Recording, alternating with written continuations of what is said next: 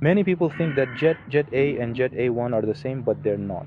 Jet A is the standard fuel used in the United States. Jet A1 is the most common worldwide. It has a lower freezing point, minus 47 degrees Celsius, which is ideal for international flights. Now, if you hear about jet that's out of spec, be careful. It means it doesn't meet the official ASTM D1655 or DEFS TAN 9191 specifications.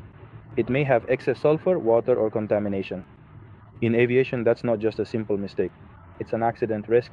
So if you're trading and inspecting, always request an Intertech or SGS analysis before signing anything. Here at Trading Y Division, we're dedicated to helping our valued clients.